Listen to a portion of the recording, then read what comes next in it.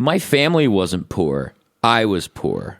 Yeah. So, it wasn't that. I mean, I earned the stuff I got, and occasionally there was a tape deck that needed to go home with me that I didn't have necessarily the funds for. I've since repaid that debt, I would like to point out.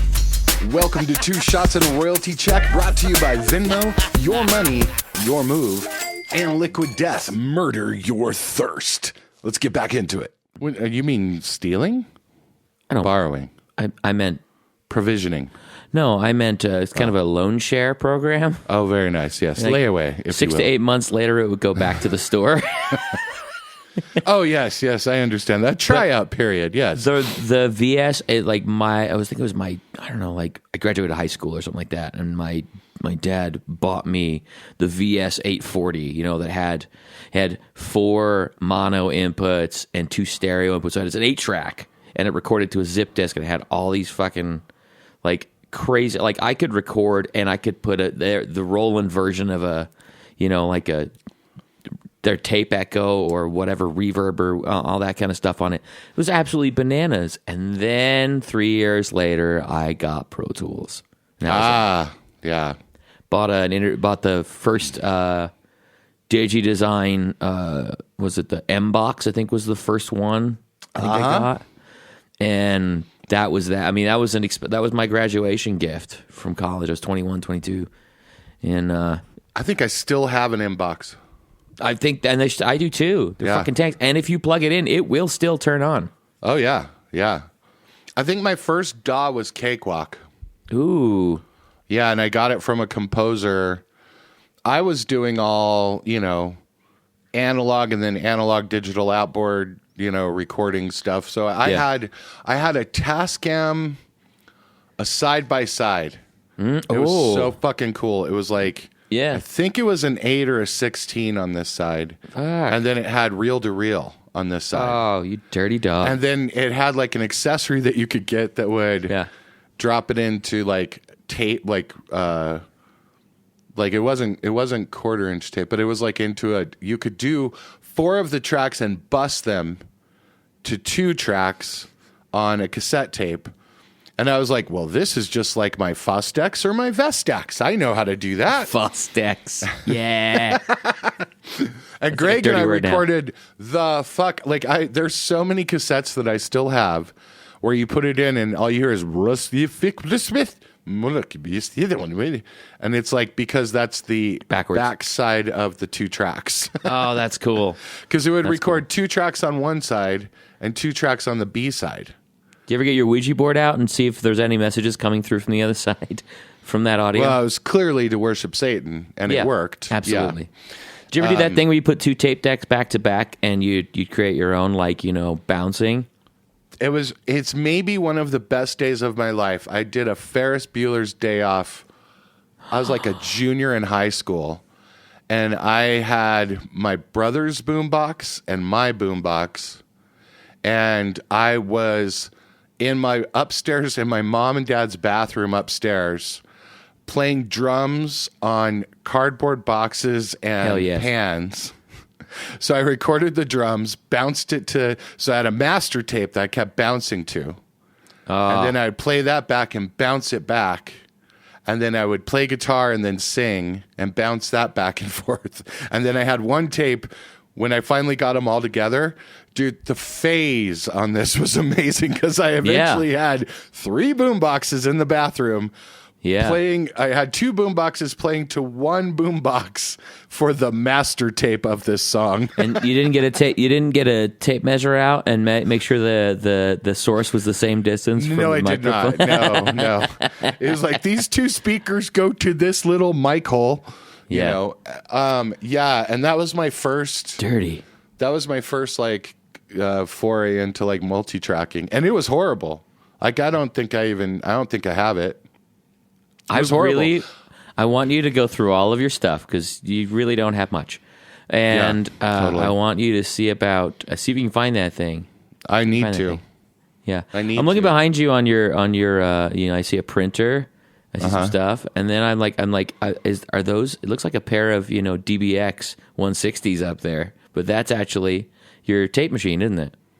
That's one of them. That's a so TIAC. cool. Yeah, that's a TIAC reel to reel. And then, yeah, but that is mostly. I can't get rid of the goddamn printer in this room. I want to. I don't need. I have a printer. For what I do over there. Never use it. Yeah, but she does. She does? Yeah, because For she work? wants like patterns. Well, and then I got to do it for the yeah. building and stuff. Yeah, I got building stuff like please, keep your keys and all that shit. Yeah. So yeah, still have to have a printer. It's ridiculous. That's I mean, gotta and be I still irritating. there was something I had to fax. It's that old joke, hey, can you please fax that to me? And I say, well, where should I fax it? 1987? Or where would you like that? Yeah, I don't could also know. Send you a PDF. Yeah. So that's when you go to freefax.com or whatever and do like, okay, I get 2 pages. Yeah. I do it through Adobe. There was a couple of things I think I did for for small business bureau, the SBA Association, SBA or something like that stuff I did a few years ago, to get some funding for some, thing, like a record I was making for somebody or something like that. And I remember they wanted me to fax them, and I couldn't use a fax app. I couldn't go to something like Easy Fax or something like that. I had to actually go find somewhere that had a fax machine and fax it to them. And I was like, why? Well, Why? because this PDF can be manipulated, and I was like, so can this fax. I'm holding it in my hand. It can catch fire at any moment, spontaneously combust. We lose the entire thing. I have to go do it again. Yeah, but the transmission's secure. No, it's not. It's not. A guy with an $80 ham radio can intercept this and reconstitute it and have my business tax ID number. Yeah. And like the thing about fax is a lot of times you have to have a real landline. Yeah. And like that's I think that's how so many people that are rich or rich and old got COVID stuff, like COVID money, PPP stuff, because there was a bunch of stuff you had to do to fax stuff in. I was like, okay, so yeah, you're a small business owner, like that runs like an Etsy store or whatever, and you're like, no, I have 2 people working for me. I need a little PPP money. Yeah. And they're like, yeah, go ahead and fax it to us. And you're like, fax? What the fuck? And I can't go anywhere to fax it. Yeah, that 56-year-old that has, a dead yacht company is like, yeah, now it's my time to shine. Yeah. Because I still Deborah, move the go speed. get the fax paper. Yeah, the fax roll. My dad used to have a fax machine in his office when I was yeah, there was the heat paper. Yeah, exactly. Yeah. And I but here's the thing is he would get like random faxes from the equivalent of spam email. Like, Oh, yeah. Like requests for purchasing a Russian mail order bride or something. Yeah. I'm like, Dad, are you okay? And he's like, it's for your mother. Well, I know that I'm a little bit more seasoned than you, and there was this one moment in the early 90s when people were really, mid 90s really, I guess, when people were really getting online, and you had your dial-up modems. Yes. And if you were trying to, so I ran an off-site tape backup business. I was so fucking technological. So like Governor's Park had to call into my computer at 2 a.m. in the morning with their payroll and like whatever they did that night and their receipts. And I would run iOmega zip drives for their tape backups. Fuck yeah. Off-site in case their place burned down. This is for your security. Yeah. But I'm in like a shitty apartment on Capitol Hill. They don't know that. You still are. It's okay. Sorry, Governor's Park. I guess they're out of business, so it doesn't really matter. They are? Yeah. Yeah. They went down with the Paramount. Same people kind of owned it and so were like, we're out. And it was a COVID thing. But, they were saying, they were like, bartenders and waiters want too much money. Like, oh, yeah, sorry you can't pay $3 anymore. Yeah. And that's basically what it was. And they held good properties, whoever the owner was. Yeah. Was that the place we got kicked out of for being, for having too much to drink, but we weren't actually drunk? No, that was the park. See, I knew there's something. Also something. closed. Also closed. We are victorious. There's been 2 places there since then. Oh, really? It was the park. Well, it was actually called, I think it was called the Park on 12th or something like that. And then they called it Park Grill. Yeah. And they put up new signage, and it looked like Plank. So everyone in Capitol Hill would just call it, hey, you guys want to go to the Plank?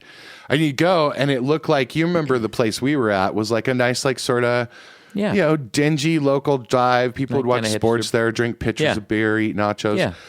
Well, they made it into a Lodo ballpark, basically, restaurant with like Wagyu beef and not lobster and mac. Want. No. Yeah, I was like, what the fuck are you thinking? Because people want to just get drunk in the day here, And we're really good at it too. Really, really good. Really good at it. Well, it's funny, as I was playing a show last week, and at that club, Number 38, which is also kind of a brewery set up like it. They've got a really fantastic outdoor venue out there. We were playing on the indoor stage because it's fucking cold, and they don't have any glass. They have no glass, no cans. They basically it's a reusable plastic cup or whatever, so you can recycle everything in the building. And it's attached to a wristband. So you scan your card at the front, and whenever you buy a drink, you just scan your wristband, right? Oh. But I had the greatest plastic cup old-fashioned. I don't know what to do. And our buddy Tyson, was there. And I handed it to him. I was like, try this. And he goes, it tastes like a brandy old-fashioned. I was like, I'm not sure it is, but that sounds fucking amazing. So I think he and I are in the next couple of weeks going to go get pizza and brandy old-fashioned. But here's the thing. If you're gonna enjoy your life, you gotta go out and fucking enjoy it. You can't sit home all the time. No. With your thumb up your butt. You cannot. No. Speaking of which, boy, did I take down a fucking Elks Club this weekend. Oh, I saw that. I saw a photo on your internets. Yeah, it was awesome. So a friend, she has kids who have turned 16-ish, and one of the kids is in musical theater. And so get this, they're in musical theater. He's in musical theater, and so I want to support. And we're kind of their village because the dad passed away, and so we're kind of the village, the aunties and the uncles. And so they're doing what is the one with L? Oh god damn it, I can't remember the name Legally of it. Blonde? With the lawyer. Yes, Legally Blonde. Yeah. So they're doing Legally Blonde the musical, which I've never seen, have no idea. Fantastic. Here for it. And so we got tickets. It's like in the next week or two. Yeah. And we're going to go support. Well, then suddenly there's like some sort of a fundraiser. So he asks his mom, "Hey, can you make sure that the village comes, the kids, we want them to come." Yeah. Which is like me, my gal, her friend. And so we all go, and well, first of all, I'm like, well, what the fuck? We're going to the show in a few weeks. Why are we going to a fundraiser? That is the fundraiser. So by the way, the tickets are like $25. Yeah. For a High School Musical. Mm-hmm. I mean, get with it, local bands. Selling $10 tickets for a headliner show. I'm like, ask for it, I guess. I don't know. So anyway, what's the harm? So I'm like, okay, well, what is this? Oh, well, they're getting together and they're doing like previews of the show, and like the parents are going to be there, and there's going to be drinks involved, and it's at an Elks Club. And I'm like, record scratch? I'm like, at an Elks Club? What the hell? And I have a huge history with the Elks Club because my great aunt and uncle, who I was privileged to know in my teen years, they're in their 80s. He was from World War II. Wow. Kind of a hero. But he was, at one point, the Grand Poobah of an Elks Club. Grand Poobah. She was the sweetheart queen. So we'd go to Elks Clubs, and I went and I performed them. Like I had an a cappella group that went and performed like, what did we do? I think we did like barbershop quartet stuff. Oh my God, they loved it. Of course they did. They loved it. And we got paid well too. But it's all these like really old guys in suits drinking scotch and sodas, highballs, and they were all veterans. So that's what I thought I was going to.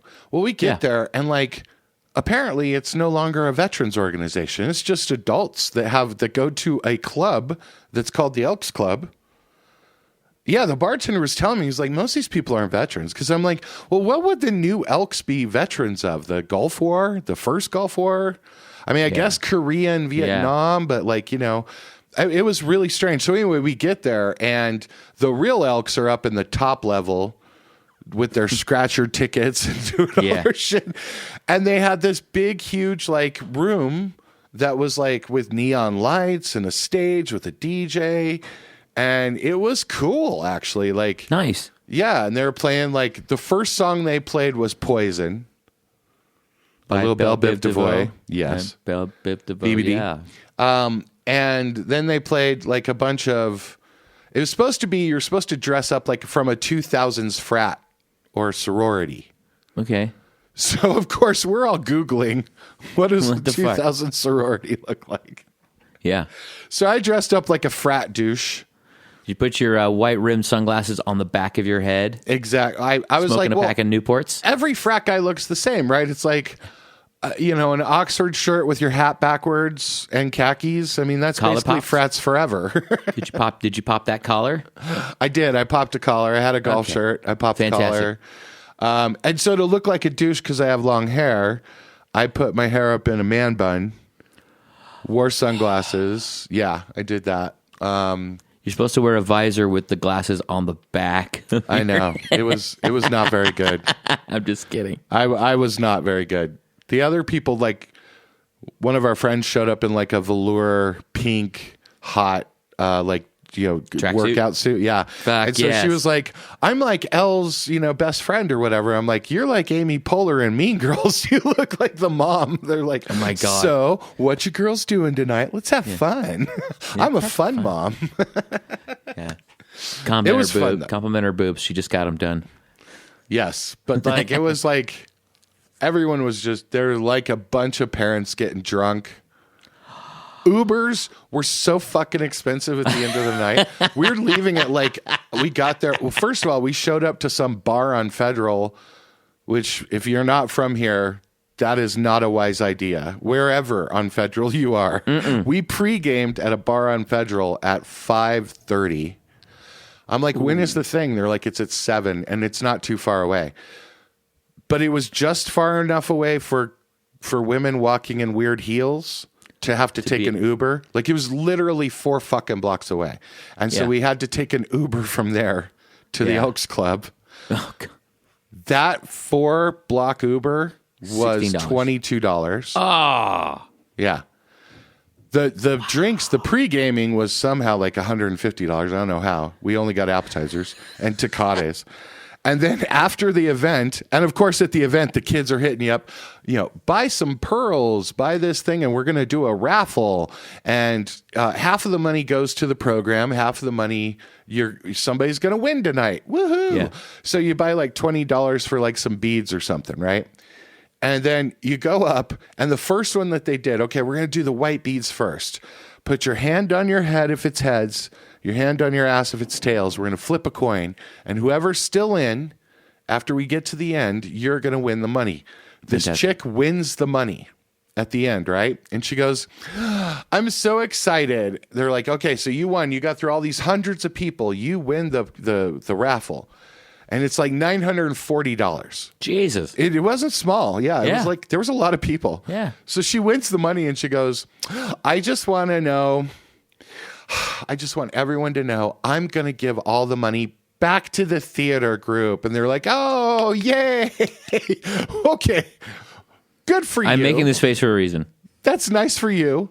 But then the next people that win, now they have to do it too. Asshole if you don't give the money back to the kids. It's like the Starbucks, like the person in front of you paying for your drink behind you. It's like you really. It's like I'm going. Oh, that's really, really kind of you, but we're all a bunch of fucking middle class, upper middle class white people. We can buy our own fucking Starbucks. Why don't you go fucking buy a sandwich for a homeless guy instead?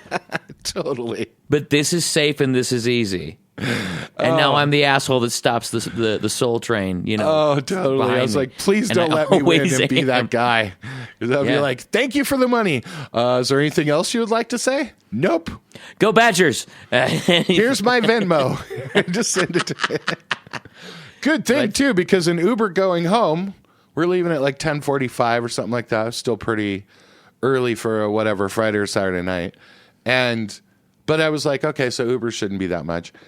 I look at Lyft and the Lyft to go home. And by the way, this is about 15, it's about 20 minutes away from Capitol Hill, from where I live, on the other side of the highway. And so I was like, okay, yeah, it's 15, $20, something like that. It was $39 for an Uber. Oh my gosh. Yeah. And I was like, fuck that. We're waiting. We waited. It came down to like 29. I'm like, boom, click, hit the trigger. And on our way home, the Nuggets game let out. Oh, and you got fucking... So we're on Spear just crawling. The guy's all pissed off, and he's like, I know, it's a little bit more expensive than usual. I'm like, it's always expensive. Fucking Uber. Boo on Uber recently. It's no cheaper than a taxi. It's not. And the money's getting diluted in so many ways, more so now than it was... even like it was maybe about 5-6 years ago. But now, I mean, like, Lyft is kind of, in the toilet anyway with all the stuff they've done, and Uber is buying helicopters for, Totally. I had a friend who was a DJ who he started driving for Lyft, and he would only do it on nights where there were concerts at Red Rocks. Oh yeah. And so he was like, so what I'm going to do is wait for everyone that wants a ride to the concert at Red Rocks, and then shut it off. Like, so he would leave from his house, make $40 or whatever for beer money, and then park at Red Rocks, and then wait, and then drive someone home. Yeah. Perfect. I was like, that's a great idea. Yeah. Yeah. That's a great idea. Life is expensive right now. I was talking with... Katie and I had a friend over to the house last night. She's a musician. She's a really fantastic guitar player, bass player. Her name's Julia. She's fucking wonderful human. Has fabulous fashion sense. She has these boots that I'm jealous of, and I wish for them. Ooh. But we were talking last night, and she got paid some money to do a kind of a verbatim transcription of some music that she was actually part of the band, but on some of the tours she can't go out and do it. So they were saying, well, can you transcribe all of the parts for this recording? And, of course, she, gives them a reasonable rate and, gets a little bit of pushback, not too much, but a little bit of pushback. But we were talking about it, and I said to her, the cost of living right now is so high that even if that takes you a week, you should be getting a minimum of $2,000 for that. Yeah, because they're going to use it a lot. They're going to use it a lot, but that doesn't even pay your rent at this point in time. Yeah, totally. It is. It's crazy. I don't want to be that guy. These prices of eggs, but yeah. It sucks. Well, I do enjoy a good Dave Ramsey spanking, but in order to live in a reasonably safe and clean apartment in Colorado, 1 to 2 bedrooms, you're paying $1,800 to $2,200 a month. Yeah. Right? Yeah. And if that's 30% of your income, which is what he says, that means that you're making $100,000 a year. Yeah. That's what I heard, is like you got to basically be over 100 to be like at that minimum. And that's just, those are crazy numbers. Like, I don't understand how a single, not married human can do that at a job like, working at a Meineke changing brakes or whatever, You can't fucking do it. You can't work enough hours to do that. No, and you know what it's eviscerated? I thought about this recently. It's eviscerated the sort of the nighttime hustler.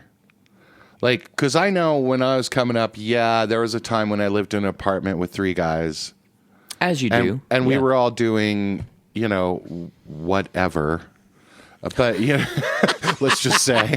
But I mean, these were days when you would do focus groups, to pull $100 in, or, try to try to do like a temp job, and you just try to string everything together so you could get to the weekend to play your gigs and make your money on your gigs on the weekend. Yeah. And like everybody pulling their money in to make Hamburger Helper and stuff. But it was possible. And like when somebody's a bartender, you pick up a few shifts and you get a little cash. You know, it was possible. Yeah. But it wasn't great. It wasn't like we were living a great lifestyle, but like we're still just doing music. Yeah. You know, but all these people are like, I just want to do music and nothing else. It's like, listen, and I think this is important because this is something I thought about this weekend. People who always say, I just want to do music and that's it. I don't want to do social media. I don't think I want to have any other jobs. I don't want to do anything else but music. And like this whole streaming world has changed that, where you have to do social media and you have. Here's the thing. It's always been this way, kids. Yeah. It's always been this way. And by the way, here's something I learned. Not only has it been this way when you're an adult trying to make it and you're getting your first gigs as a solo actor, a duo, and then you're a young band, and then you get to opener and you do the first opener for $200 and then you're like, how much did they fucking make? Oh my God, they made $1,000. Well, we need more than that. We brought 400 people, you know, and so you start getting into that. But that whole time, everybody's getting off work early, you know, everyone's shaving their time to do it. Yeah. But it was that way in high school. Yeah. And here's what I remember. We were talking about this after the show that we went to this weekend for this theater group. Mm-hmm. Like, think about this. This theater group, they've sold out the auditorium for like 4 days. Mm-hmm. Okay. At $25 a ticket, I don't know, it's probably 500 seats, 800 seats. I don't know. Let's do the math. But yeah, something like that. Call it 800 seats. It's a high school. It's a big high school, a Denver high school. I'm going to check it to 750, and I'm going to, because there's probably some comps and there's all that. There's kind of obviously comps, yes. You know, press and such. I mean, that's 750 per night. Yeah, and they're doing a few matinees. So I mean, they're probably getting 5 shows in over that week. So I mean, I said it was around 30. It's I mean, for 4 days of 18.7, it's $75,000. You know. Wow. Yeah. Yeah, some of the matinees are probably cheaper for the older folks, and there's student, discounts and all that kind of crap. But yeah, I was like, at least that. And they're raising the other night, they were trying to raise $10,000 because she's hired an orchestra for the show. Yeah. And they had to put in lights and also sound. Mm-hmm. And the orchestra cost $6,000. And I'm like, what? I could have gotten you one for $2,000. Like, I was like, I get you an orchestra. but I was like, so one of my friends, we were having beers afterwards, and she was like, do you remember that being in high school where we did fundraisers like that? And I was like, not like that. I was out selling Gold C coupon books, and we would do little shows like that to raise money, but not like $6,000. And she's like, I guess I'm stupid. I just thought that the school system paid for, I was like, yeah. No, they do not. They don't pay for arts at all. I was quoting some statistic about how something like 1,800 schools have lost music programs in the last few years. Like, gone. Yeah. All of it. No choir, no orchestra, no jazz band. Yeah. Same thing's going on with arts, Yeah. Because people don't see the direct correlation in education, which I completely disagree with. Which, there's a, I mean, how many, probably we're definitely in the tens of thousands of studies now. Yeah. At this point in time, to prove a correlation between academic and personal success with a robust arts career, or a robust arts program. That's the word I was looking for. Better at math, better at English, less racism, better cross culture. Hey, guess what? Better fucking life. Yeah, better life-work balance. Yeah. It's crazy, but I was thinking about this, that all these people are like, I don't want to do anything but music. And it's like, even when you were in a high school choir, you had to do fundraisers. Yeah. So it's just always been this way. Yeah. And it's gonna always be this way. Well, I think a lot of the things I'm seeing by the way, I have a story about a musical that's happening this weekend that I have to tell you. But I'm going to get to that in a minute. This is one of the resistances I get from artists is, well, back in the day, you used to be able to just be an artist and the record label would take care of the rest. And I'd be like, no, they wouldn't. No. You still had to go out and you still had to do all the things. You had to go to the record store and do the signing. You had to do the photos. You had to meet with the fans. You had to do all the meet and greets. You still had to gather fans to you. Yeah. The record label would just take care of the marketing piece, and then they would take 90% of your money. Yeah. Right? Back to the Future still hasn't made a profit according to 20th Century Fox. Which is ridiculous. Now you are 100% in control of it, and you don't want to be. That's the thing. Yeah. Because we've been raised in a society where be a good little worker bee, be a good little, I hesitate to use the word sheep, but you know what I mean.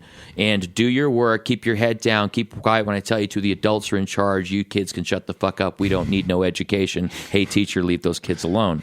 Right? How's that for a rant? Can we make that the sound clip for the entire thing? But that's now we're going to have to pay for that. No, I'm just kidding. No, because it was an homage. It wasn't the actual. I can string those words together, and the context is appropriate. We didn't play the.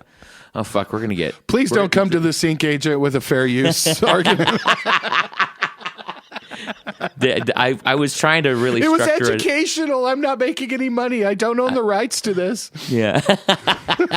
But the thing is we're raised in such a way, especially in the United States, and that school raises kids to be good little worker bees, and and some giant elephant with a magnanimous beast with his trickle down economic plan will allow me to suckle the barest of milks from his giant elephant teat, and I will then provide him my entire life and energy and life force. Yeah. And because that's the way we're raised, when you hand somebody their own success and say, you are now responsible for 100% of how you take care of this baby, this business baby, people go, I don't want it because it's too hard. It's too big. Yeah. I can't do it. Well, I think the real answer, this is kind of a deep discussion, but I think the real answer to that is that nobody at all in the music industry makes it without a team. Yeah. Like absolutely nobody. And the younger independent artists have been conditioned to think that it's binary. That back in the day, we were sold this, if you want your own plane and you want to play an arena, you have to be signed. And if you get signed, you will get that. Not to mention all the people who were shelved and never made it and don't have rights to their albums and lost their royalties and all the rest of it. But that was the dream that was sold. It was like, oh yeah, if you're good enough, kid, we'll sign you and you'll make it. And then the change happened where it was like, you don't need no record company. You can do it yourself. Yeah. And the fact is that that's just an incomplete statement. You don't need a record company. You can do it yourself because you are the record company, the publisher, the A&R agent, the manager, the booking agent, the PR. You are all of it. Yeah. And you can't possibly do all of that. No. So like at some point along your journey, you have to get an advocate for your band, for your artist that is your manager. At some point, somebody has to be overlooking your royalties and deal with your master distribution and how that all works and signing off on printing and all that. And you can do that at a small level when you're printing 20,000 or something, but like you really can't launch a tour by yourself. No. And nor should you. Yeah. And like I just think that so many people want to do it all on their own, and you have to do it all on your own as long as you can. Yeah. But at some point, you have to get partners. Yeah. The business books all talk about it being the goal is to automate or delegate. Yeah. If you're a small business owner, an entrepreneur, at some point in time, you want to find you're doing all the jobs, and you have to decide which jobs it is you really want to do, and you're the best. You could be the best at. Yeah. And that's not just like, well, I'm really fucking good at accounting software, but I'm also the person that writes the songs and performs on stage. At some point in time, you need to find a CPA because that's not living in your, to quote the glorious Gay Hendricks in his Big Leap book, that is not your zone of genius. That is your zone of excellence. Right. And you can do that really, really well, but that is not what you're meant to do. So automate and delegate as much as possible. Yeah, and along those delegate things, I mean, it's a great point about producers, about working with producers and mixers, where a lot of musicians are like, well, I know how to record on a DAW, and I'm the songwriter, and I know how to sing and play multiple instruments, and why can't I produce myself? Oh, you absolutely can. But the problem is that I don't know if I can name one single song that means the world to me. Like something I've listened to for years and years and years, or even brand new that like catches me, that didn't have a producer. Yeah. Like it just, the reason why you need a producer is that extra member of the band, something you don't understand, something that will hear something you don't, arrangement wise. We need a shaker on this part. Why is there no triple backing guitar on this part? Like, you write songs, you play songs, you are the rock star. That person has made records, multiple records, recorded with multiple kinds of people, knows how to do that. Yeah. Like it's my t-shirt is let the pros do what the pros do. Yeah. You know, like, can you fix your carburetor? Sure. Yeah, of course. But like, if you really want a great carburetor, go let someone that loves doing carburetors do that. Yeah. You know, you can look it up. You could probably get it done, but it's not going to be the best thing. It's not what did you say, your zone of creative excellence is? Your zone of genius. Your zone of genius, yeah. Yeah. I do believe that I'm gonna go ahead and disagree with you a little bit there. Ooh, Michael. I love it. Just a little fired. bit because shots fired, because I do believe that artists can produce themselves, but not in an echo chamber. You have to have a almost a focus group around you. Like when I produce my own stuff and I write my own songs, I often send them to you and be like, okay, tear it apart. And you have to be secure enough in yourself that you can hear that feedback and be like, hey, this section feels a little long and your vocal here is not great. And you need to either re-record it, rewrite this vocal, and also that vowel on the end there. Nobody wants to hear an on the end of that word. They want more open vowels. It's easier to sing. It's not going to sound so close. And like you and I have that relationship, and I have that relationship with several. I mean, I can send a mix to, I won't name drop people and be like, what do you think? And they'll go, but we have groups. We have circles. Did you mix this in your bathroom? What the fuck is wrong with you? And I can take it because I'm not precious about that. And that's that's years of therapy. That's years of dealing with my trauma. That's years of dealing with all of my stuff to get to a point where I can hear that and not feel like I'm bad because, or I'm not worthy and I shouldn't be doing this because my buddy Joe over here has a different opinion on my mix than I do. And, and can I take that information and make the product better? And in turn, when I work with other customers and other clients, therefore make their product better based on the information I get from all these relationships. I totally agree. I take care. But I don't think anybody, you're right, nobody can do it on their own 100% in a vacuum. And I guess what I'm saying is I absolutely think artists can produce their own EPs, records, singles. You absolutely can. Until you don't have to anymore. And it can be really good. Yeah. And it can be solid, and it can be licensable, and it can be sellable, and your fans can love it. And I think that you should do that because you need to learn that process. You need to learn who you are as an artist, I think, as a writer too. I think you have to learn that when you, like, the other thing you're not pointing out here when you send it out to your circles is that sometimes there's like feedback that you get and you're like, no, I like it that way. I'm going to go ahead and keep that C sharp. I like it. I meant it. Yeah. Like they're like, I think maybe you should go to the A there. And you're like, no, I meant that because you're strong enough. Yeah. You've been through it enough. Right. But I'll also try it. Yeah. I will actually try that and then go, no, I still like it the other way. Yeah. Yeah. But you're used to going through that process. And while I think that is, valuable and really good, what I'm saying is you most likely will not create a great piece of music recording, by the way, a great recording without an outside producer. You're not going to get the performance of Landslide at home. Yeah. Like it just, for whatever reason, and Rick Rubin has talked about this, like he doesn't know why he wanted to start he wants independence to be the next major global hit. He started American Records because of that.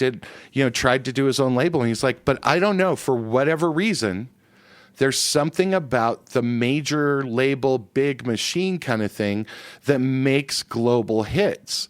Yeah. And he's like, that's on a marketing side, but there's something about having someone like me who is not normally in your band to be able to push you to the very edge of your artistry right now, something you just literally can't do yourself.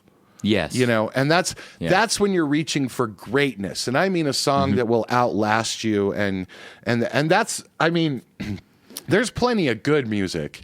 And I think that there's now a greater bucket of great music, that we can hear from independent artists that aren't working with some major top line producer. And I'm looking for that and greatest. I'm looking for like songs that will last for 50, 100 years. Yeah. And it just, for whatever reason, you've got to, if you're interested in becoming an artist globally or nationally, you are at some point going to have to be in the room with somebody that knows that world, that knows how to push you and then when to pull back. How to make you cry just before your take. It's all those weird fucking things that producers do, and deliver the album on time and on price, roughly.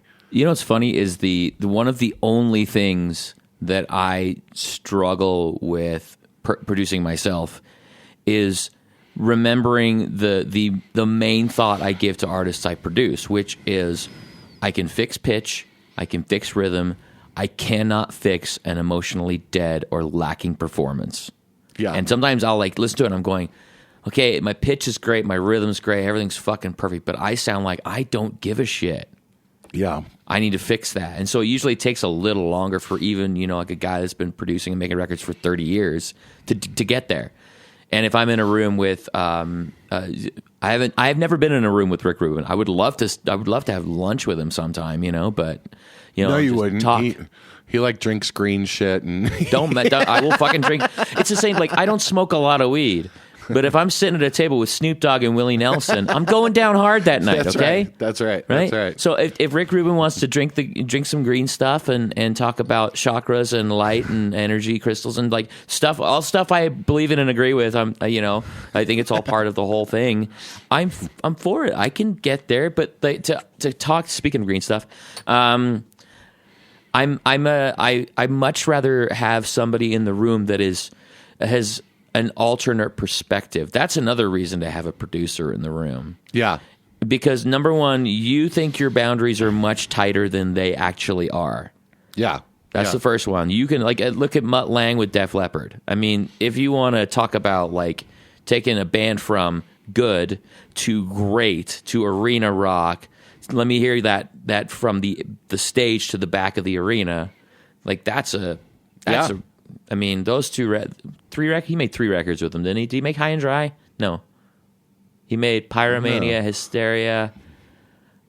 He may have done part of High and Dry because he was coming off AC/DC. Yeah, High and Dry the tones are all very much in that vein. Yeah. But anyway, talk about driving a band to the stadium and putting them on the stage. That's that relationship.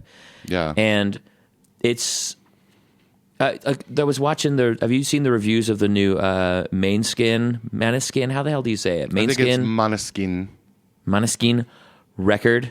Everybody's it's just getting its ass handed to it. I have seen some bad reviews, but one of them I saw was about Tom Morello, and so I threw it out. Yeah. But the whole one of the things I read was this is a rock and roll record that's produced like a pop record, and that's where really the mistake lies. That's what I love about it. I haven't heard it, but so I haven't given it a fair shake yet. But I was reading this review of but that's the thing that a producer's going to do. Yeah, yeah. And I wasn't thinking. I don't think it's a bad thing or a good thing. I mean, sometimes it's fun to produce a rock record like a pop record, or produce a pop record like a Nickelback record, or that's what I mean. Listen to country radio right now. All of those country songs are Nickelback songs. Yeah, they are. Yeah, everybody owes Chad a nickel. Yeah, at least back. Hey. Hey-o. But like even like I think Brantley Gilbert's opening for them on tour right now. Yeah. Or he's going to open for them on tour. It's like this is another reason that put another person in the room, you'll get another perspective, and that perspective. Okay, here's another thing. When it comes down to what's going to make you successful versus what you like, those may not be the same thing. And a producer might help you find that in a way that does make sense to you versus trying to figure it out on your own. Yeah. I also think that we have to make a really strong distinction between major label producing and independent producing because I think one of the reasons why the music that you hear from major label artists that are your favorite songs ever, that stick with you, that mean something to you, were usually produced over 6 months, a year, and prior to that, a whole lot of demoing and talking and coffee and meeting. And pre-production like a motherfucker. Yeah, that's the kind of shit you can do when you are in a major label deal and where a producer can really try to figure out where you are in your life.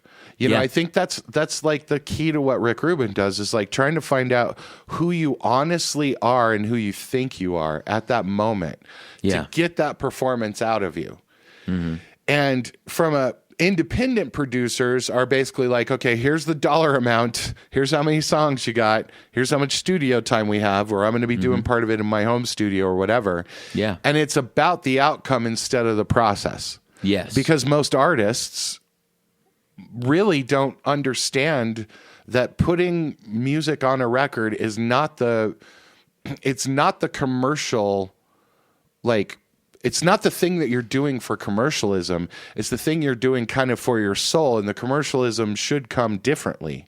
It should come after that, position it however you do it. But that's why you just don't get so many great performances out of people. This is why I think that like independent rap records work very well with producers because they're living the life.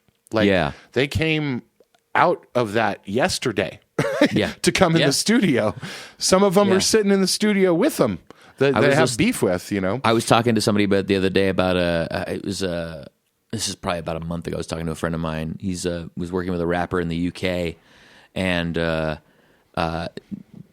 basically recorded a song about selling drugs and said exactly where it was that he sold drugs. And it turns out that's exactly where he was still selling drugs. There's a whole legal argument going on about this, about whether or not DAs and prosecutors can use rap lyrics to prosecute.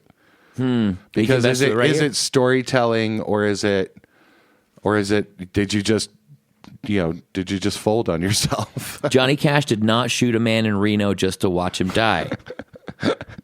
Totally. So how is this different? Yeah, totally. From what I've seen with artists I've worked with, I don't see the producers really having that conversation with them of like, look, I'm trying to find out who you are as a person right now.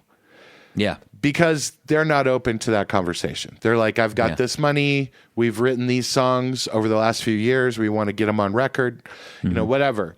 And I think if more people approached it in that way, that like, push me. Yeah. Like few artists are walking in going, push me. They think they know their songs better than you do. Yeah. And often it's that outside ear that's like, this doesn't feel like you. I know you. And so I hope that happens a little bit more because I think that the problem is that, it's a money thing, right? That's all it is. It's a money thing. If you could just, kind of live your life for a year and only record a record and like whatever your life was, you didn't have to worry about your job or anything else, you could probably find out who you really are. But I mean, like Fleetwood Mac isn't Fleetwood Mac if they're not breaking up and doing coke and cheating on each other. And, you're not doing that because you're working at a job. Yeah. You're doing that because you're out all night and you're fucking around. But like, sorry, that's where some great art comes from. It does. It's true. And that level of honesty in art almost doesn't exist anymore. No. Can give me an example of a song that you've heard that you felt was giving you this honesty that broke your heart, right? You keep talking about Fleetwood Mac, Taylor Swift keeps writing about her ex-boyfriends. Stevie Nicks kept her ex-boyfriend in the band and then made him record songs with her. Yeah. There is a song from Devin again called Burn Down, and I pushed the shit out of it last year. But that has like some of the honesty that I crave from younger artists. And it was basically like, I moved to LA to do this thing, to be an artist. The theme of the song is like doing everything out here but good. Oh, wow. Like the line was like, it must be wonderful out in Hollywood. I'm doing everything but good. Wow. And I think that's basically the line. But like then the chorus is basically like, I don't give a fuck if the city burns down. And this was during the wildfires. Oh. Yeah. Oops. And so she's like, in this place where like, I didn't like, and she's still recording. She's still doing her thing. But like, it was one of those great moments of someone realizing where they are in life and that the dream wasn't what they thought it was going to be. And I mean, tale as old as time, but also putting it in a very honest way. I mean, this is why this didn't become some major single, because the line is, I don't give a fuck if this city burns down. Let it burn down. La, la, la, la, la, la, la, la, la. It's an awesome song. Yeah. But like that hit me in a way to where you can, and obviously I'm not the same age and I'm a dude and all that. Yeah. But like, I know that feeling. I know that feeling of like, you know what? Let it burn down. Who gives a fuck? What are we trying to save here? Yeah. It's a lie. All of this has been a lie. But my credit score. But yeah, it's rare that it happens where you get some brutal honesty out of, especially these days with sort of the TikTok music. Disposable. Well, like, paper. Because you have to be so personal about your marketing of your music, if it doesn't work, everyone thinks you're a fucking train wreck. Yeah. Right? If that's what's available to you, like I'm having trouble with this, or I'm going through a divorce, or I moved out here and it didn't work out, or I'm broke, everyone wants it to be like, oh no, I'm producing music and everything's great. And we're selling records, we're selling tickets, we're getting streams. I've got so many curated life. Yeah. Yeah. Yeah. It's like the Instagram life filter. And when it's pretty shitty and you have long COVID and you're depressed and the money's not there and you can't write the next song, well, that's a shitty song to write over and over and over. Yeah. But if you don't make it on that last song, that's going to be the next song you write over and over and over. But like, no one wants to hear Turn the Page over and over and over. No one wants to hear about how hard it is on the road. Yeah. I was just having a conversation. I've got a new private coaching client I've been working with, and I was kind of asking, we're in that process of getting to know you kind of thing. And so that's, that's part of the whole thing is by the time you do your next record, you really kind of know who you are a little bit. And either I can produce it or I can work with a producer and get them up to speed as to who you are. And one of the things he was telling me about was that he was dealing with, he has a day job, right? And he has a really kind of shitty, narcissistic boss. Right. Who was micromanaging and nitpicking, and when things would go wrong, would just, steamroll him. And then, he was, having problems with his relationship at home, and he was like, I just didn't feel like I could create, and I had nobody to tell me otherwise. And yeah. The thing is, a lot of people aren't aware that all of the power to do all of this stuff, even though you can't do it on your own. Remember, you need a team, everybody.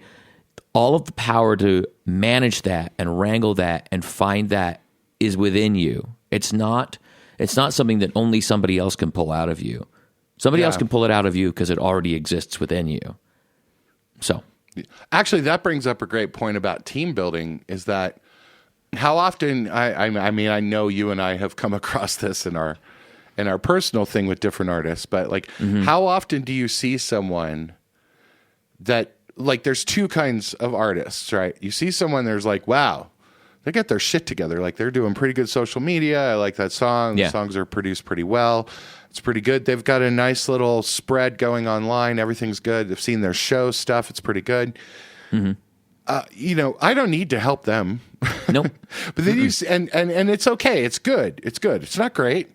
But then you see someone over here who's an absolute fucking train wreck and has total talent and is laying themselves bare in front of everyone. And their links are wrong. Their site's wrong. Their credits are wrong. They're not releasing schedules correctly. Yeah. They're not playing live because they can't keep a band together. Yeah. You know, and it's like a lot of times that's who I want to work with because I know that I can come in and go, okay, A, B, C, D. Here's what we do. Specific action items. Yeah, but like for the other band, if I do that to them, they're like, no, I'm pretty sure that this is what we should do. And I'm like, okay. Like I know that they think they know what they're doing. And they do to get to a certain level. Yeah. You know, but that is the interesting thing about really getting to know people as artists and as people. Is like, I want you to get better. Yeah. You know, I want you to get better as a person. Yeah. And that means you should not be worrying about release schedules. Yeah. Do your thing. Yeah. Don't worry about release schedules. Yeah.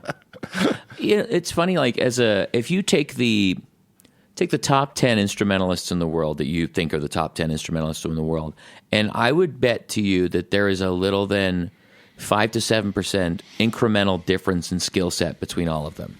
Right? Yeah. Because at a certain level, maybe even 2 to 3%. I mean, it might be even smaller than that. Because at a certain level, the return on investment gets a lot smaller, right? Yeah. So but you're that it's the same thing with like my son's in on a swim team, and it's bananas how fucking fast this kid is in the water, and he's placing third in a race. And the distance between him and first place is 0.04 seconds. Wow. Right? So there's another person in between that too. So that's first to third. So in at a certain point in your career, that incremental difference is what gets you to quote unquote championships. Right. Well, yeah, he's got to shave. His voice is so deep right now. I think he's just like propelling himself through the water. You gotta with shave sonar, and get that Michael Phelps stretch machine where he just stretches. Like, oh my God, that's what it is. What you need is he just needs a longer finger to touch the wall. Yes. Then you get into that whole if you ain't cheating, you ain't trying. Don't worry. Okay, so I'm going to produce your son in swimming. I'll get him there.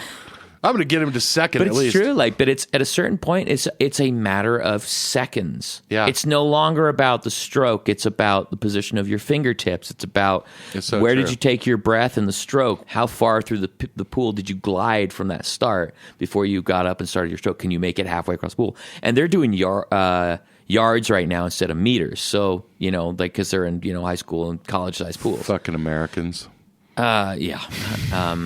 But eventually, if you get to the international Olympic level, then you're swimming in 100-meter pools, 50-meter pools, rather than yards. So, but yeah, it was just fascinating. Like I think that's kind of what I'm interested with especially in my personal like growth as a musician is like I don't think I'm out of things to learn, and that's one of the things that's really really exciting about I feel like I'm halfway through my life and I still don't know anything, and that's really exciting for me. Yes. God, yes. I know enough to be really good at what I do, but I work with, some of the people I work with. I worked with this redneck named Dalton in the studio.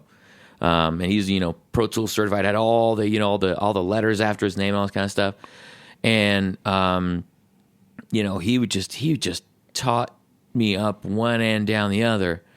And then I had one guy say to me, and he was he'd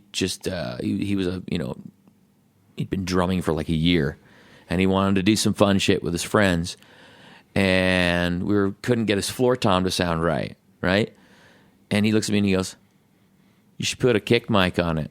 I said, "Why?" And he goes, "Well, you see, you can get all that low end, just hear this tom, boom." And I have put a Beta 52 on every floor tom since then because it fucking worked. Do you put it under or on top? On top. Yeah. Yeah.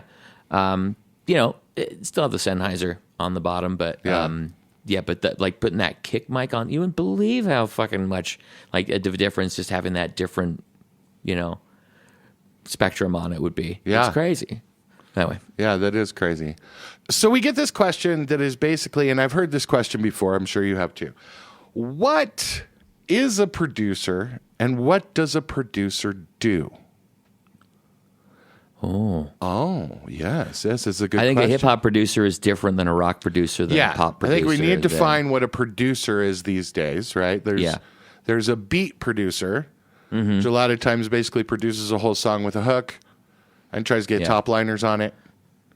I think then there's also a band artist producer. The Fifth Beatle. Yes. Fifth Beatle, Mutt Lange. You probably are getting some writing credit. But you may be working on behalf of the label or the management. And in that case, you are the biggest. Well, I'll get to what your job really is. But so there's number 2. Number 3 is a home producer. Yeah. So you could be producing music for sync. You could be producing music for clients. A lot of times it's instrumental, or you get other singers. A gal that writes for BMG, and she brings in other singers all the time, but she produces everything until it gets to that point.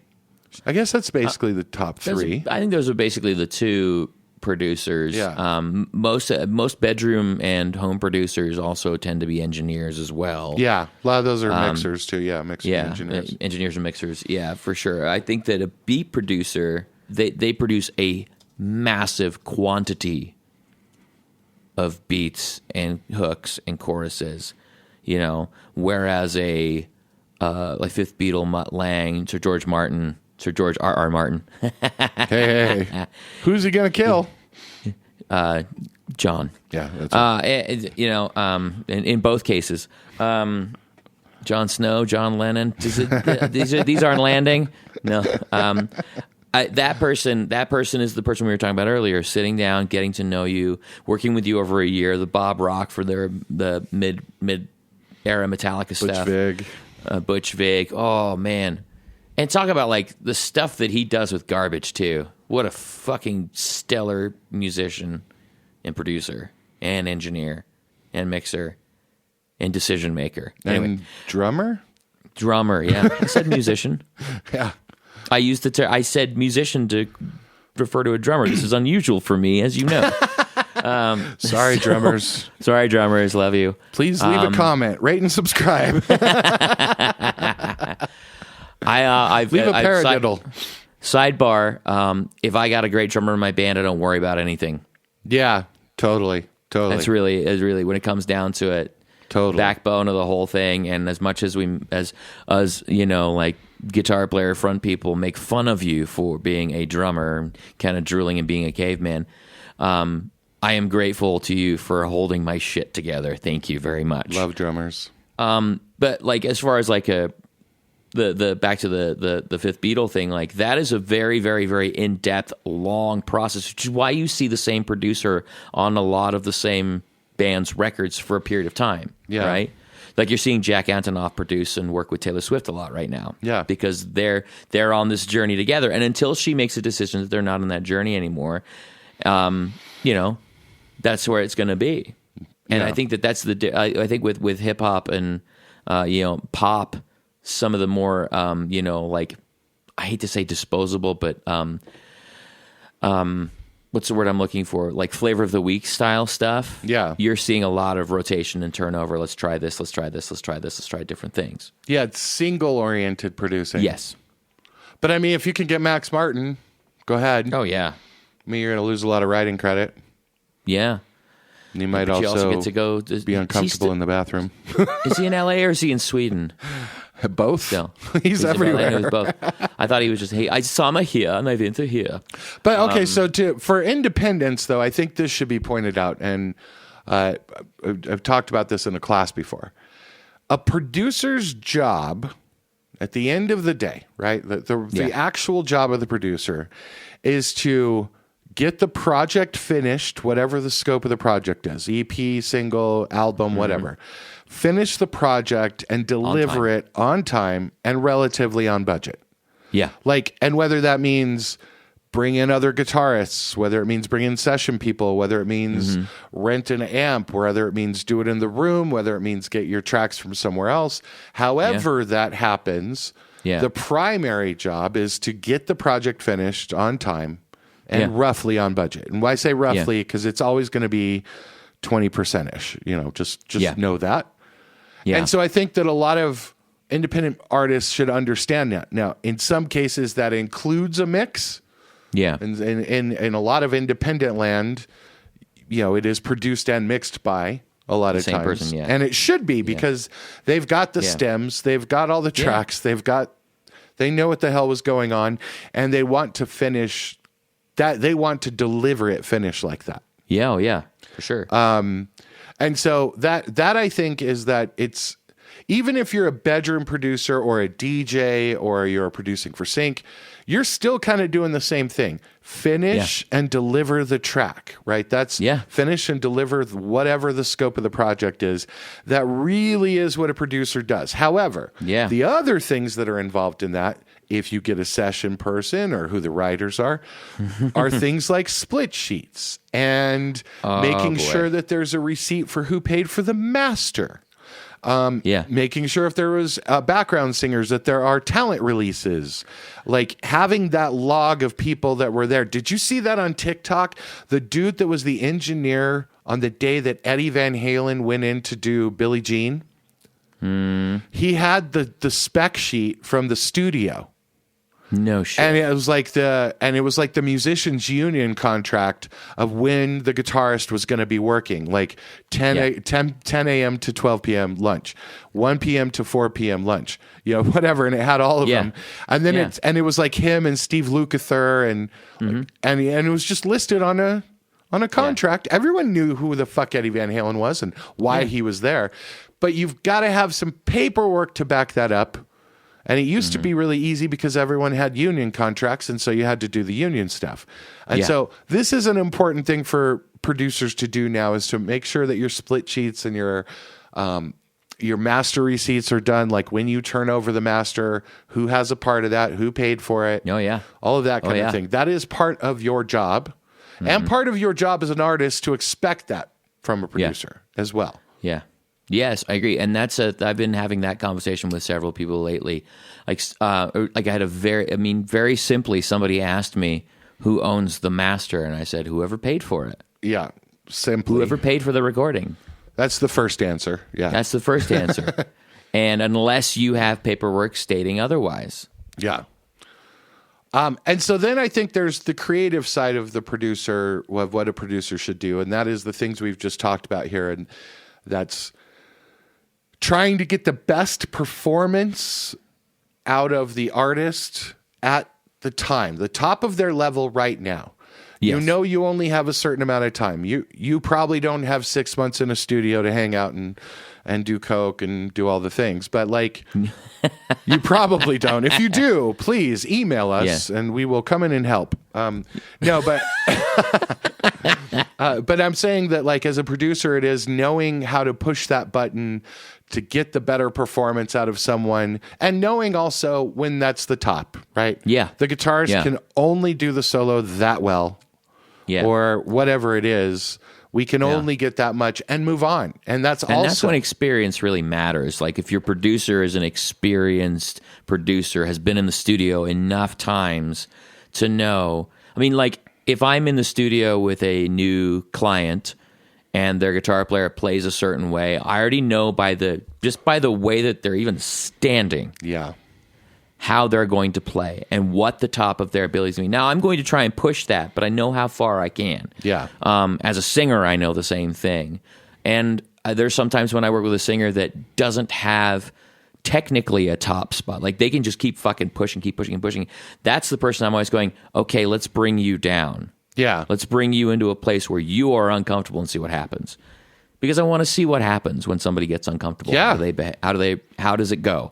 But that's, like knowing all of that. If you got a producer you're working with that's been in those rooms and been in the rooms with great performers and great singers and great artists, and they're able to see right away within a few seconds.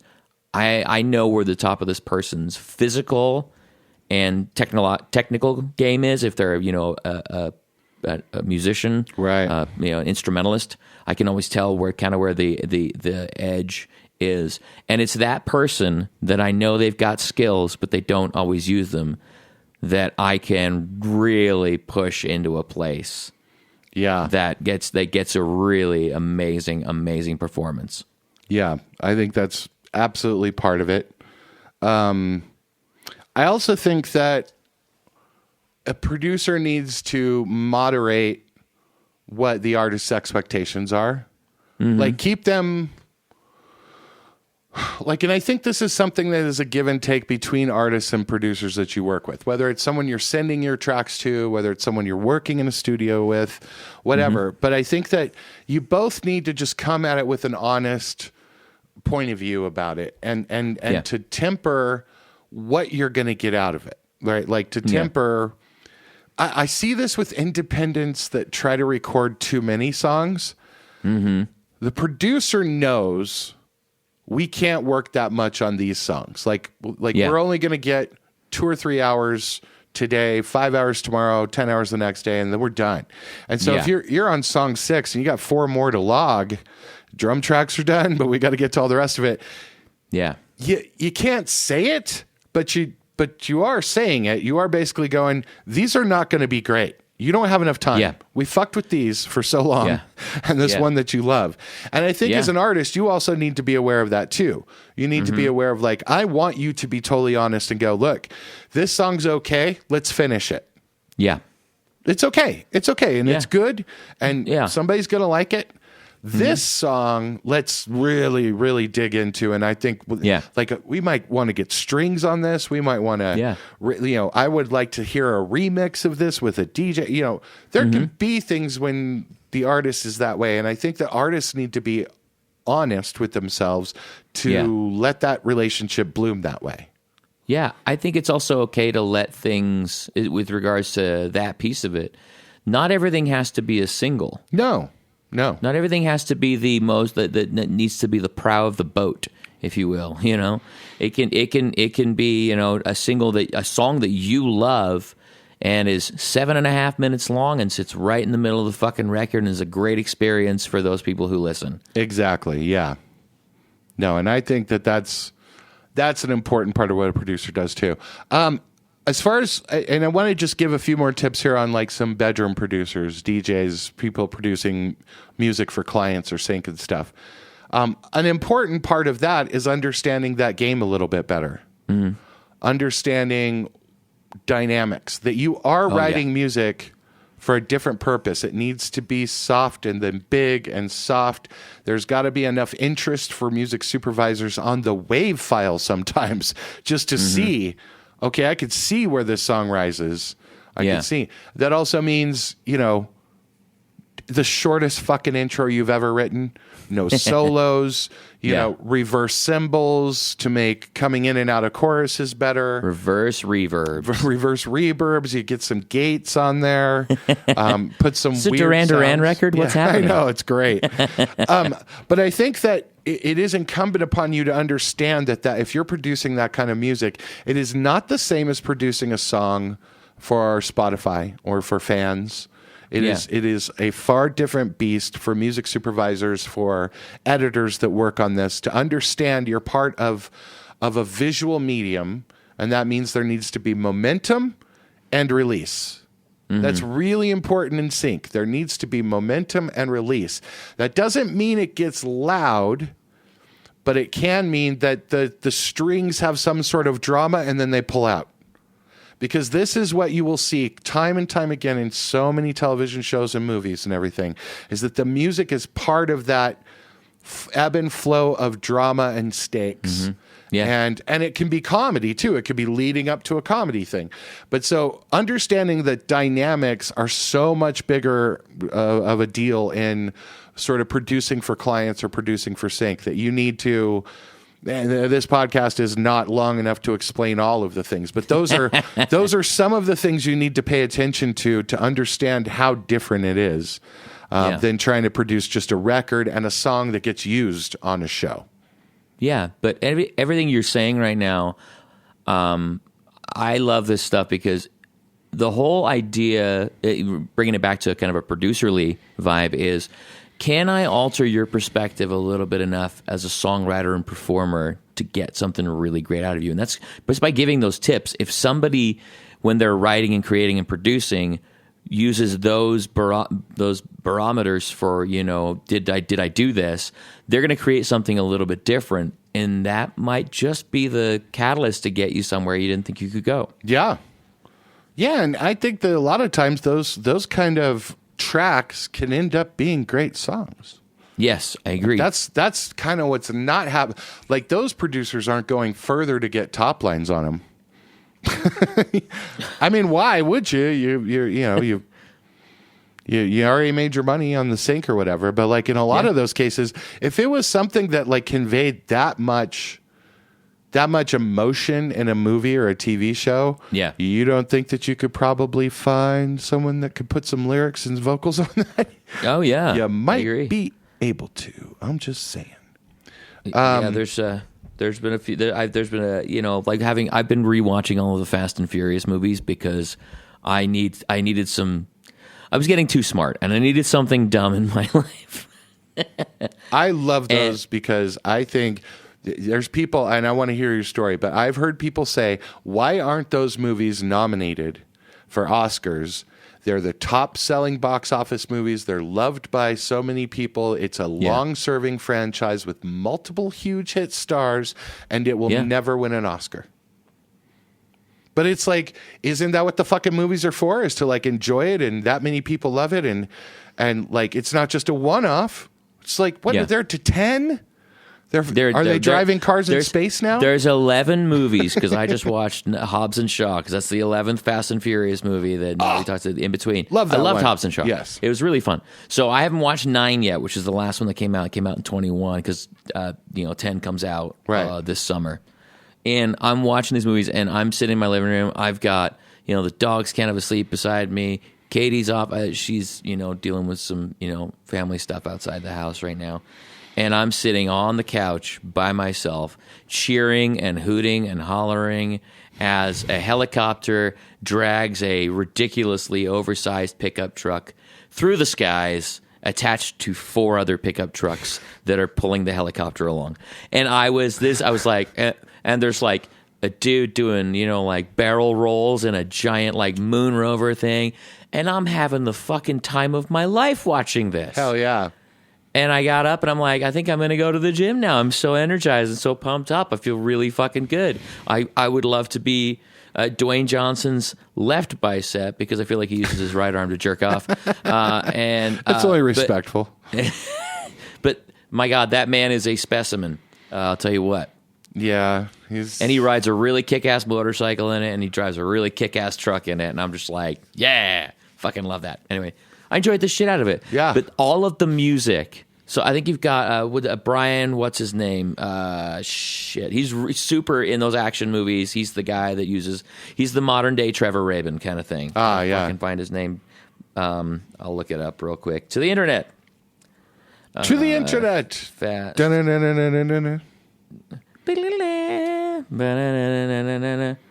Okay, let's look up all cast and crew. Composer Brian Tyler. No, that's the wrong guy. That's not the guy I'm thinking of. Brian Tyler Banks is the guy who did that. Brian Tyler. That's the guy I'm thinking of. But he did not do Hobbs and Shaw. Maybe he did Fast 9. F9.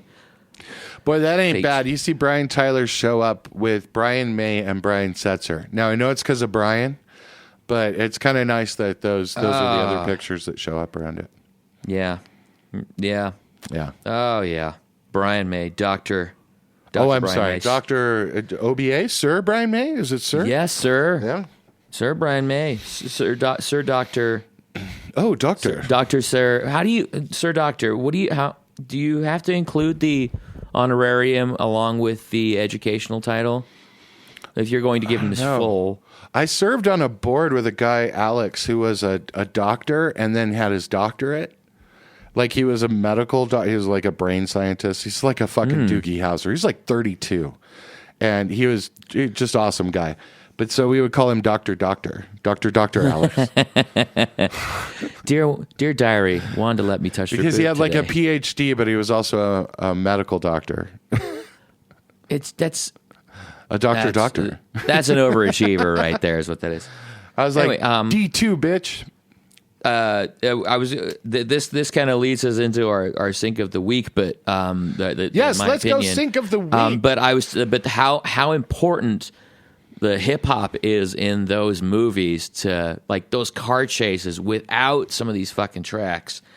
But I was watching the Hobbs and Shaw movie, and there was a Hannah Bam and Token, All Roads Lead Home. There was a verse of fucking pure Twista, speedy, spit and fire goodness, right? And I was sitting there and I'm watching the scene, and all of a sudden I'm aware of what's going on musically in the background while this fucking montage is going on. I'm like, this is fucking cool as shit. Yeah. Like the song fits so fucking, and then the chorus is, banger chorus.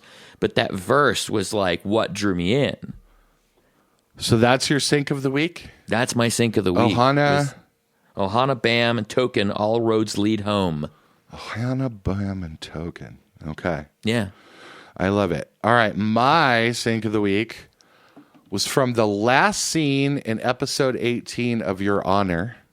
Oh, with Bryan excellent. Cranston. So just showed just recently.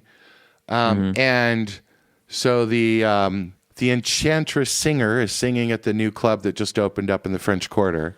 The Ingenue? Yes, the Ingenue. Ah, ouais. And she is singing a Dangerous Woman. And it's an Ariana Grande song, I believe. Yeah. But they're doing it with a live band. So it's the cast playing it. Oh, wow. And the chick who sings it, and I was trying to find her name, but like her name in there is Janelle. But oh my God, she's singing this song to Big Mo, who's the big Ninth Ward drug dealer that is her girlfriend and is about to propose to her. And I won't spoil anything. But so she's feeling like I'm a dangerous woman, but she knows that Big Mo's the dangerous woman, and she's fighting with the other dangerous woman. But anyway, I did not know of this song. I did not know of the Ariana Grande one. But hearing it done in that, it's like a jazz smoky format was perfect. It was perfect. Yeah. And so like it was just a perfect placement. And also it also goes to the fact that like sometimes placements are for songwriters. Yeah. And not everything comes from what your recording was. And this is why it's so important to have a good song structure, because it can be reinterpreted well. And like Ariana Grande playing over the speakers in this club, in this New Orleans club, would not have made sense. Yeah. But it reinterpreted in that way completely makes sense. And that's another reason why I loved it as a sync. All right, we got to get out of here. Thanks for hanging out. Don't forget to subscribe, rate, and review us. Leave a bunch of dirty words. We love that. Got a question for us? Send it to 2ShotsMusicPod@gmail.com. That's the number 2ShotsMusicPod@gmail.com. And you can follow us everywhere at 2ShotsMusicPod. And we'll see you next time. Thanks.